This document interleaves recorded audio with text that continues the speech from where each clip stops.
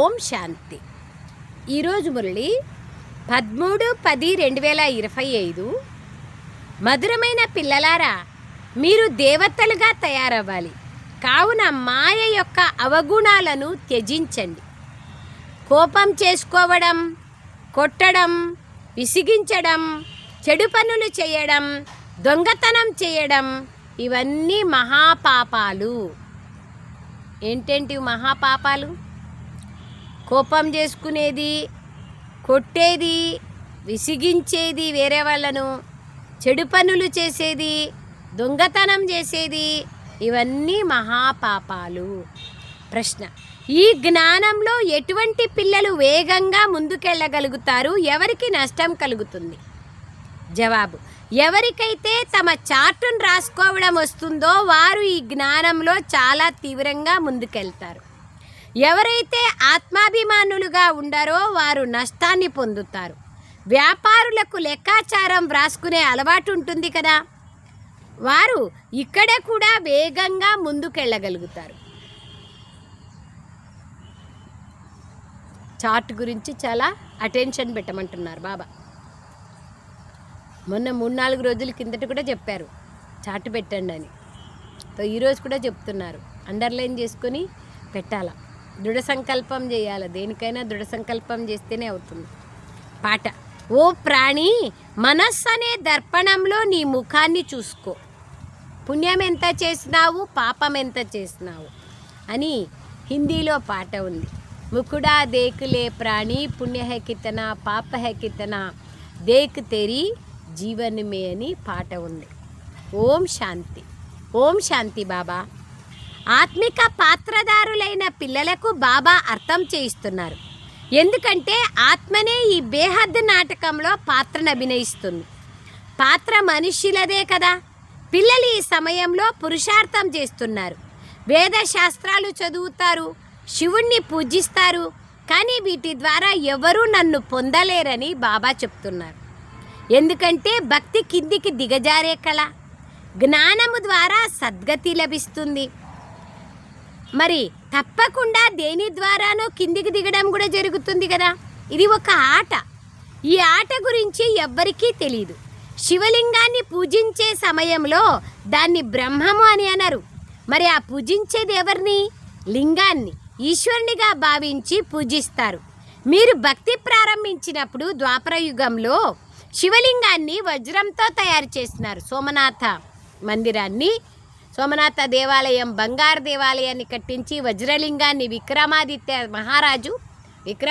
మహారాజు ఎవరు? బ్రహ్మబాబాని జన్మలు తీసుకుంటూ ద్వాపరయుగ ప్రారంభంలో విక్రమాదిత్య మహారాజుగా అవుతారు. బాబా మురళిల్లో అనేక మురళిల్లో చెప్పినారు. బాబా అంటున్నారు, లింగాన్ని ఈశ్వరునిగా భావిస్తారు, శివలింగాన్ని వజ్రంతో తయారు చేస్తారు. కానీ ఇప్పుడు నిరుపేదలుగా అయిపోయారు కాబట్టి రాళ్లతో తయారు చేస్తున్నారు. వజ్రలింగాలు ఆ సమయంలో 4-5 వేలు ఖరీదు చేస్తాయి. కానీ ఈ సమయంలో వాటి ఖరీదు 5-7 లక్షలు ఉంటుంది. ఏం 5-7 లక్షలు బాబా వజ్రలింగం? ఇటువంటి వజ్రాలు ఇప్పుడు చాలా కష్టంగా కూడా దొరుకుతాయి. రాతి బుద్ధిగా అయ్యారు కాబట్టి రాళ్లనే పూజిస్తారు. వారిలో జ్ఞానం ఉండదు. మీలో జ్ఞానం ఉన్నప్పుడు మీరు పూజ చెయ్యరా? చూడండి, కొంతమంది చేస్తారు కదా, అయ్యో చెయ్యకుంటే ఇంట్లో వాళ్ళు ఒప్పుకోరక్క అని కొంతమంది చేస్తారు. చెయ్యొద్దని కాదు, చెయ్యండి, వద్దనరు. ఇంట్లో వాళ్ళంత జ్ఞానంలో ఉంటే అవసరంలా. చైతన్యంగా సముఖంగా ఉన్నారు కాబట్టి మీరు వారినే స్మృతి చేస్తారు. స్మృతి ద్వారా వికర్మలు వినాశం అవుతాయని మీకు తెలుసు. పిల్లలు ప్రాణి అని ఆత్మనే అంటారు. ఇది పాటలో ఉంది. ప్రాణం వెళ్ళిపోతే శరీరం శవమైపోతుంది, ఆత్మ వెళ్ళిపోతుంది. ఆత్మ వినాశం కాదు. ఆత్మ శరీరంలోకి ప్రవేశించినప్పుడు అది చైతన్యంగా ఉంటుంది. ఓ ఆత్మల్లారా, ఎంతవరకు నాలో దైవీ గుణాలు ధారణైనాయి అని, నాలో వికారమేమీ లేదు కదా, దొంగతనం మొదలైన అసురీ గుణాలు లేవు కదా అని స్వయాన్ని పరిశీలించుకోవాలి. అసురీ కర్తవ్యాలు చేయడం వల్ల కింద పడిపోతారు. వారంత ఉన్నతమైన పదవిని పొందలేరు. చెడు అలవాట్లను తప్పకుండా అంతం చేసుకోవాలి. దేవతలు ఎప్పుడూ ఎవరిని కోపం చేసుకోరు. లేదా దొంగతనం చెయ్యరు. కానీ ఇక్కడ అసురుల వల్ల ఎన్నో దెబ్బలు తింటారు.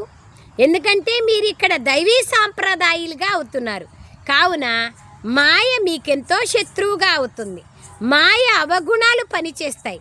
కొట్టడం, విసిగించడం, చెడు పనులు చేయడం ఇవన్నీ పాపాలే.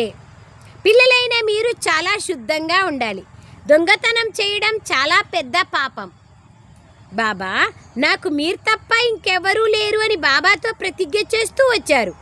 బాబా, మేము మిమ్మల్ని ఒక్కరినే స్మృతి చేస్తామంటారు. భక్తి మార్గంలో గాయనం కూడా చేస్తారు. కానీ స్మృతి ద్వారా ఏం లభిస్తుందో వారికి తెలియదు. వారికి తండ్రి గురించి ఏమీ తెలియదు. ఒకవైపు నామరూపాలకు అతీతుడు అంటారు, మరొక వైపు శివలింగాన్ని పూజిస్తారు. మీరు బాగా అర్థం చేసుకొని ఇతరులకి కూడా అర్థం చేయించాలి. మహానాత్మ అని ఎవరిని అంటారంటే బాబా అంటున్నారు.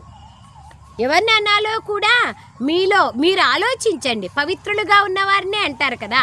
చిన్నపిల్లవాళ్ళను కూడా మహానాత్మ అంటారు.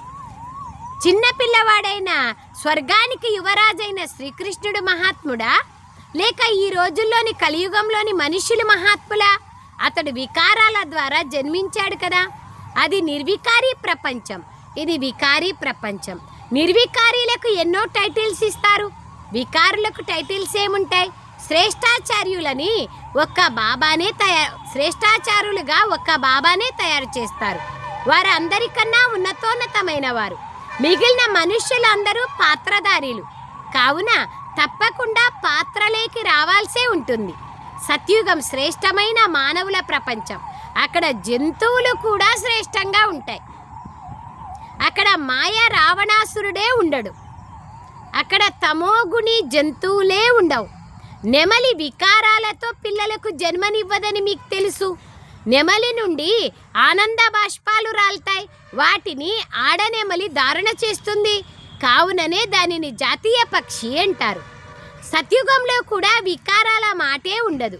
నెమలి పింఛాన్ని నంబర్ 1 అయిన విశ్వానికి యువరాజైన శ్రీకృష్ణుని ముకుటంలో పెడతారు. మరి ఏదో ఒక రహస్యం ఉండి ఉంటుంది కదా. కావున ఈ విషయాలన్నింటినీ బాబా రీఫైన్ చేసి వివరంగా అర్థం చేయిస్తారు. అక్కడ పిల్లలు ఎలా జన్మిస్తారో మీకు తెలుసు. అక్కడ వికారాలే ఉండవు. మిమ్మల్ని దేవతలుగా తయారు చేస్తాను కాబట్టి మిమ్మల్ని మీరు పూర్తిగా ప్రశ్నించుకోండి. కష్టపడకుండా విశ్వానికి యజమానులుగా కాలేరు కదా. ఏ విధంగా మీ ఆత్మ ఒక బిందువో అలాగే నేను కూడా ఒక బిందువు. ఇందులో తికమకపడే విషయం ఏముంది? ఆయన జ్ఞానానికి గుణాలకు సాగర్లు.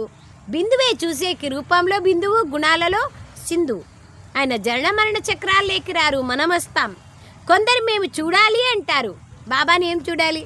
కళ్ళకు కనిపించే వారిని మీరు ఎంతగానో పూజించారు, కానీ లాభమేమీ కలగలేదు. ఇప్పుడు నేను మీకు యథార్థ రీతిగా అర్థం చేయిస్తున్నాను. నాలో పాత్ర నిండి ఉంది. నేను పరమాత్మను, నేను పరంపితను. పిల్లలు ఎవ్వరూ తమ లౌకిక తండ్రితో ఈ విధంగా చెప్పరు కదా, నువ్వు పరంపిత అని. ఒక్కరినే తండ్రి అని పిలవడం జరుగుతుంది. తండ్రి అని పిలిచేందుకు సన్యాసులకు పిల్లలు ఎవరూ ఉండరు. కానీ ఇక్కడ వీరు సర్వాత్మలకు తండ్రి. వారు వారసత్వాన్ని ఇస్తారు. వారికి గృహస్థ ఆశ్రమం ఏదీ లేదు. మీరే 84 జన్మలను అనుభవించారని బాబా అర్థం చేయిస్తున్నారు. మొట్టమొదట మీరు సత్వప్రధానంగా ఉండేవారు. మళ్ళీ మెల్లగా కింది దిగుతూ వచ్చారు. ఇప్పుడు మీరు స్వయాన్ని ఉన్నతోన్నతమైన వారిగా పిలుచుకోలేరు. ఇప్పుడు స్వయాన్ని నీచులుగా భావిస్తారు. నా ద్వారా వికారాలేవి ఉత్పన్నం అవ్వడం లేదు కదా అని మీతో మీరే పరిశీలించుకోండి అని బాబా మళ్ళీ ఈ ముఖ్యమైన విషయాన్ని అర్థం చేయిస్తూ ఉంటారు. రాత్రి రోజు మీ లెక్కాచారాన్ని చూసుకోండి. వ్యాపారస్తులు ఎల్లప్పుడూ తమ లెక్కాచారాల్ని చూసుకుంటారు. ప్రభుత్వ ఉద్యోగులు తమ లెక్కాచారాన్ని రాయరు. ఎందుకంటే వారికి నిర్దిష్ట వేతనం లభిస్తుంది, జీతం. ఈ జ్ఞాన మార్గంలో కూడా వ్యాపారస్తులే వేగంగా వెళ్తారు. బాగా చదువుకున్న ఆఫీసర్లు అంతగా ముందుకెళ్లరు. వ్యాపారంలో రోజు 50 సంపాదిస్తే రేపు 60 సంపాదించాలా అనుకుంటారు. అప్పుడప్పుడు నష్టం కూడా కలుగుతుంది. కానీ ప్రభుత్వ ఉద్యోగులకు ఖచ్చితమైన జీతం లభిస్తుంది. అలాగే ఈ చదువులో కూడా ఆత్మాభిమానులుగా అవ్వకపోతే ఎంతో నష్టం కలుగుతుంది. అట్లని ప్రభుత్వోద్యోగులు ముందుకు పోరు అనేది ఏం లేదు. వాళ్ళ జీతం భలే పెంచుకోకపోయినా వాళ్ళు సమయం ఇంకా ఫ్రీగా ఉంది, రాత్రి సమయం కానీ మధ్యాహ్నం సమయం కానీ అప్పుడు కూడా ఇంకొక ఉద్యోగం చేయొచ్చు, ఇంకా బాగా సంపాదించవచ్చు కదా. అట్లని కాదు, బాబా ఎగ్జాంపుల్ చెప్తున్నారు. మాతలు వ్యాపారం చెయ్యరు, దేహీ అభిమానులుగా ఈ చదువులో కూడా దేహీ అభిమానులుగా అవ్వకపోతే ఎంతో నష్టం కలుగుతుంది. మాతలు వ్యాపారం చెయ్యరు కాబట్టి వారికి ఇంకా సహజం. కన్యలకు కూడా ఇది చాలా సహజం. ఎందుకంటే మాతలు మళ్ళీ మెట్లు దిగాల్సి ఉంటుంది, కన్యల అవసరం లేదు. బాబా అంటున్నారు కన్యలకు ఇది చాలా సహజం. ఎందుకంటే మాతలు మళ్ళీ మెట్లు దిగాల్సి ఉంటుంది. ఎవరైతే మెట్లు దిగాల్సి ఉంటుందంటే అర్థము వికారాల్లో ఉండేవాళ్ళు మళ్ళీ వివాహం చేసుకున్న తర్వాత మళ్ళీ పవిత్రంగా కావాలంటే ఒప్పుకోవాలి కదా అందరూ. అందుకోసం అంటున్నారు బాబా, ఎవరైతే ఇంతగా కష్టపడతారో వారిదే బలిహారం. కన్యలు వికారాల్లోకి వెళ్ళినప్పుడు వారు త్యజించేదేముంది? పురుషులు కష్టపడాల్సి ఉంటుంది, కుటుంబ పరివారాన్ని కూడా సంభాళించాలి. వారు ఎక్కిన మెట్లన్నీ దిగాలి. గడియ గడియ మాయ దెబ్బతీస్తూ ఉంటుంది. ఇప్పుడు మీరు బీకేలుగా అయ్యారు, కుమారీలు పవిత్రులుగానే ఉంటారు. అందరికన్నా ఎక్కువగా భర్తపైనే ప్రేమ ఉంటుంది భార్యకి. మీరు పతులకు పతి అయిన పరమాత్మను స్మృతి చేయాలి. మిగిలిన వాళ్ళందరినీ మర్చిపోవాలి అంటే వదిలేయాలని కాదు, చేస్తూ అన్ని కార్య వ్యవహారాలు నిర్వర్తించాలి. తల్లిదండ్రులకు పిల్లలపైన మోహం ఉంటుంది, పిల్లలకేమీ తెలియదు. పెళ్లి తర్వాత మోహం ప్రారంభమవుతుంది. మొదట స్త్రీ చాలా ప్రియంగా అనిపిస్తుంది, తర్వాత ఇక వికారాలు తోడవడం మొదలు పెడతాయి.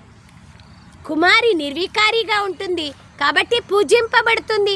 మీ పేరు బీకే, మీరిప్పుడు మహిమకు యోగ్యులుగా అయ్యి మళ్ళీ పూజకు యోగ్యులుగా అవుతారు. తండ్రియే మీకు టీచర్ కూడా. మేము విద్యార్థులమని పిల్లలైన మీకెంతో సంతోషం ఉండాలి.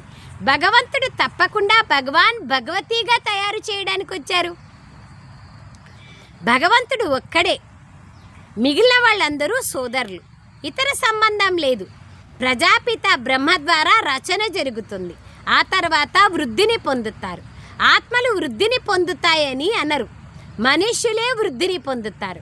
ఆత్మల నిర్ణీత సంఖ్య ఉంది, ఎన్నో ఆత్మలు కిందికి వస్తూనే ఉంటాయి. ఎప్పటి వరకు పరంధామం నుంచి ఈ సాకార లోకంలోకి ఎప్పటి వరకైతే అక్కడ ఆత్మలు ఉంటాయో అప్పటి వరకు కిందికి వస్తూనే ఉంటారు. వృక్షం పెరుగుతూనే ఉంటుంది, వృక్షం వాడిపోదు. దీనిని మరి వృక్షంతో పోల్చడం జరుగుతుంది. మరి వృక్షానికి కాండం లేదు, మిగిలిన వృక్షమంతా నిల్చొని ఉంది. మీరు కూడా అదే విధంగా ఉన్నారు. దేవీ దేవత ధర్మం అనే కాండం లేదు, కానీ ఏవో ఒక గుర్తులు ఇంకా మిగిలి ఉన్నాయి.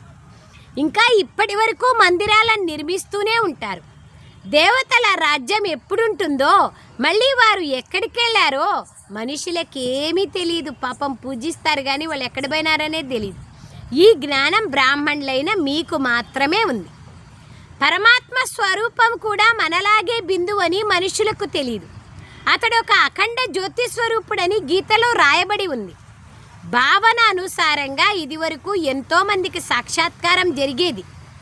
వాటితో వారు చాలా ఎర్రగా అయిపోయేవారు అంటారు. ఇక మేము ఈ ప్రకాశాన్ని సహించలేము అనేవారు.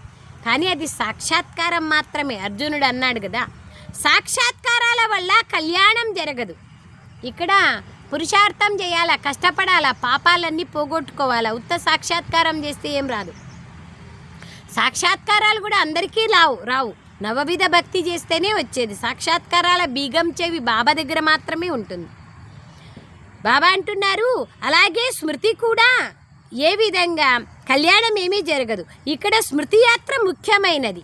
ఏ విధంగా పాదరసం జారిపోతూ ఉంటుందో అలాగే స్మృతి కూడా జారిపోతూ ఉంటుంది. బాబాను స్మృతి చేయాలి, అది ఎంతగానో కోరుకుంటారు. కానీ వేరే వేరే ఆలోచనలు వస్తూ ఉంటాయి. ఇందులోనే మీ పోటీ ఉంది. వెంటనే పాపాలు వినాశం అవ్వవు, ఇందులో కూడా సమయం పడుతుంది. కర్మాతీత స్థితి ఏర్పడితే ఈ శరీరమే ఉండదు. కానీ ఇప్పుడే ఎవరు కర్మాతీత స్థితిని పొందలేరు. అలా పొందితే వారికి సత్యుగి శరీరం కావాలి. కావున పిల్లలైన మీరిప్పుడు ఒక్క బాబానే స్మృతి చేయాలి. నా ద్వారా చెడు కర్మలేవి జరగడం లేదు కదా అని స్వయాన్ని చూసుకోవాలి. లెక్కాచారాన్ని తప్పకుండా రాయాలి. ఇటువంటి వ్యాపారులు త్వరగా సంపన్నులుగా కాగలరు. లెక్కాచారం రాసేవాళ్ళే త్వరగా సంపన్నమవుతారు. నష్టం ఏం జరిగింది, లాభం ఏం జరిగింది అని రాసుకున్నప్పుడే వెళ్తా మనం ఇంక ఈ పాపం చేయకూడదు కదా అని దృఢ సంకల్పం వస్తుంది. బాబా వద్ద ఏ జ్ఞానం అయితే ఉందో దాన్ని పిల్లలైన మీకు ఇస్తున్నారు. నా ఆత్మలో ఈ జ్ఞానం రచింపబడి ఉంది. కల్పపూర్వం మీకు ఏ జ్ఞానాన్ని అయితే ఇచ్చానో దానినే ఖచ్చితంగా మీకు ఇస్తున్నాను. ఈ విషయాలను పిల్లలకే అర్థం చేయించడం జరుగుతుంది. ఇతరులు వీటిని ఎలా అర్థం చేసుకుంటారు? మీకు ఈ సృష్టి చక్రం గురించి తెలుసు. ఇందులో అందరి పాత్ర రచింపబడి ఉంది. వీటిలో మార్పులు చేసే అవకాశం ఏదీ లేదు. అలాగే ఎవ్వరూ దీని నుండి ముక్తులు అవ్వలేరు. మిగిలిన సమయంలో ముక్తి లభిస్తుంది. మీరు ఆల్రౌండ్ పాత్రధారీలు. మీరు 84 జన్మలు తీసుకుంటారు. మిగిలిన వాళ్ళందరూ తమ ఇంట్లో ఉంటారు పరంధామంలో. మళ్ళీ చివరిలో వస్తారు. మోక్షాన్ని కోరుకునేవారు ఇక్కడికి రారు. వారు చివరిలో వస్తారు. లాస్ట్లో ఒక జన్మ తీసుకుంటారు, వెళ్ళిపోతారు. జ్ఞానాన్ని ఎప్పుడూ వినరు. దోమల్లాగా వస్తారు, వెళ్ళిపోతారు. మీరు డ్రామానుసారంగా చదువుకుంటున్నారు. 5000 సంవత్సరాల క్రితం కూడా బాబా ఈ రాజయోగాన్ని నేర్పించారు. శివబాబా ఈ విధంగా చెప్తున్నారని మీరు మళ్ళీ ఇతరులకు తెలియచేస్తారు. మేము ఎంత ఉన్నతంగా ఉండేవాళ్ళం, మళ్ళీ ఎంత నీచులుగా అయిపోయాం అని ఇప్పుడు మీరు తెలుసుకున్నారు. ఇప్పుడు బాబా మళ్ళీ ఉన్నతంగా తయారు చేస్తున్నారు. జ్ఞానం ఇచ్చి, యోగాన్ని నేర్పించి, రోజు రోజు చెప్పి ఉన్నతంగా చేస్తున్నారు. కావున అటువంటి పురుషార్థం కూడా చేయాలి కదా. రీఫ్రెష్ అయ్యేందుకు మీరు మధుబనానికి వస్తారు. దీని పేరే మధుబనం. మీ కలకత్తా లేదా బొంబాయిలో బాబా మురళి వినిపించరు. మధుబనంలోనే బాబా మురళి వినిపిస్తారు. మురళిని వినేందుకు, రీఫ్రెష్ అయ్యేందుకు బాబా వద్దకు రావాల్సి ఉంటుంది. కొత్త కొత్త పాయింట్లు వస్తూ ఉంటాయి. సమ్ముఖంగా వినడంతో ఎంతో అనుభూతి కలుగుతుంది. చాలా తేడా ఉంటుంది, అంతే కదా. మధుబన్లో మురళి వినేకి, సెంటర్లలో మురళి వినేకి, ఇంట్లో మురళి చదువుకునేకి ఎంత తేడా ఉంటుంది. చాలా చాలా తేడా. మేమే క్లాస్లో చదివేకి, ఆన్లైన్లో చదివేకి, మామూలుగా చదువుకునేకి ఎంతో తేడా ఉంటుంది. మున్ముందు ఎన్నో పాత్రలను చూస్తారు. బాబా మొట్టమొదటి అన్నీ వినిపించేస్తే అంత రుచి ఉండదు కదా. సినిమా అంతా చూసొచ్చి అంతా చెప్పేసినాక సినిమాకి పోతే రుచి ఉంటుందా? మెల్లమెల్లగా ఇమర్జ్ అవుతూ ఉంటుంది. ఒక్క సెకండ్ ఇంకొక సెకండ్తో కలవదు. బాబా ఆత్మిక సేవను చేసేందుకు వస్తారు. కావున ఆత్మిక సేవను చేయడం పిల్లల బాధ్యత కూడా.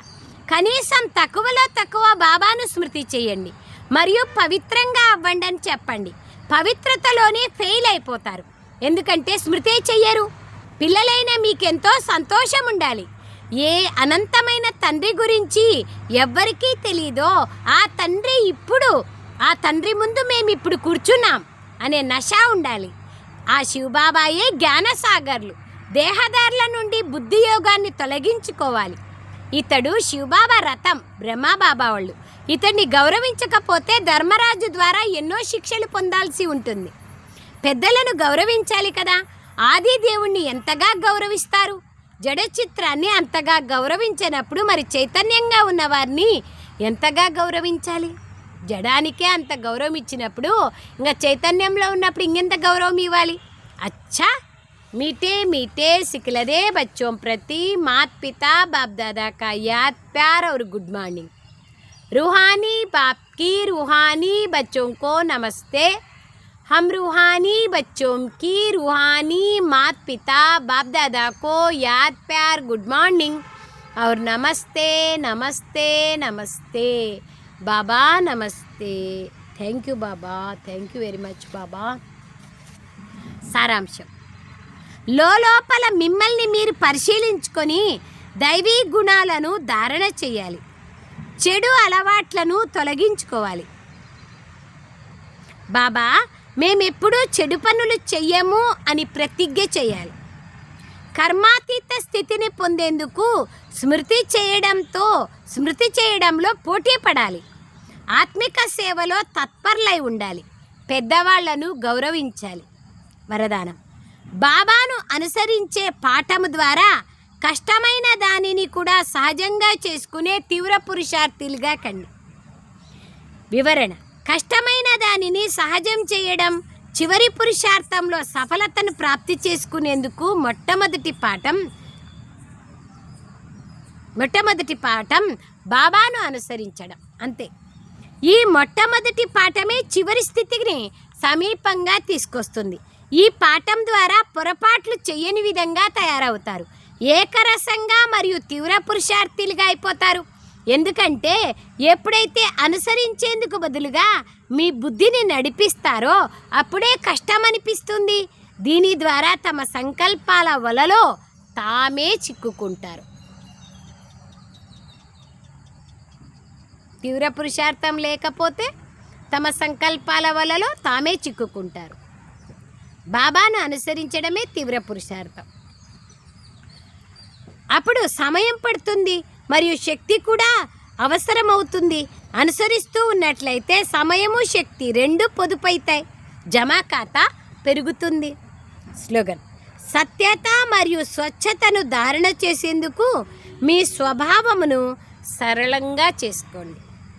సత్యత మరియు స్వచ్ఛతను ధారణ చేసేందుకు మీ స్వభావమును సరళంగా చేసుకోండి. అప్పుడు సరళంగా ఉంటే సత్యత స్వచ్ఛత ధారణ అవుతుంది. అవ్యక్త సూచన: స్వయం కోసం మరియు సర్వుల కోసం మనసు ద్వారా యోగ శక్తులను ప్రయోగించండి. మనసా సేవలో స్వయాన్ని ఎంత బిజీగా పెట్టుకుంటారో అంతే సహజంగా మాయాజిత్తులుగా అయిపోతారు. స్వయం కోసం కేవలం భావుకులుగా అవ్వకండి. ఇతరులని కూడా శుభభావన శుభకామనల ద్వారా పరివర్తన చేసే సేవ చేయండి. భావన మరియు జ్ఞానము, స్నేహము మరియు యోగము రెండింటి యొక్క బ్యాలెన్స్ ఉండాలి.